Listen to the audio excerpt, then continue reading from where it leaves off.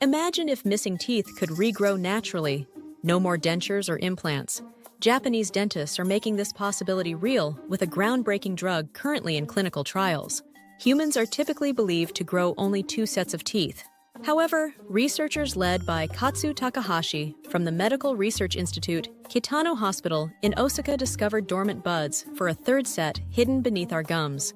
Their team began clinical trials in October at Kyoto University Hospital, administering an experimental medicine designed to stimulate these concealed tooth buds. This revolutionary approach aims to replace costly and invasive prosthetic treatments. The secret lies in blocking a protein called USAG1. Tests on mice and ferrets showed that inhibiting this protein sparked new tooth growth. Published lab photos confirmed the regrowth of animal teeth, raising hopes for human applications. For now, researchers are focusing on children born with a rare condition that causes them to miss 6 or more permanent teeth. This affects about 0.1% of people, often leading to severe chewing difficulties and social challenges.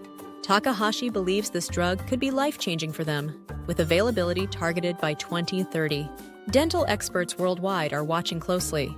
Angre Kang from Queen Mary University of London called Takahashi's work exciting and worth pursuing, noting its potential based on similar antibody treatments already used for osteoporosis. However, not all experts are convinced. Chengfei Zhang from the University of Hong Kong praised the innovation, but warned that animal-based results don't always translate to humans. He also raised concerns about whether regenerated teeth would be functional and aesthetically pleasing. Despite the challenges, Takahashi remains optimistic. He believes the drug's injection site can guide where a new tooth forms. If a tooth grows in the wrong spot, orthodontics or transplantation could fix it. The first clinical trials focus on safety, involving adults with at least 1 missing tooth.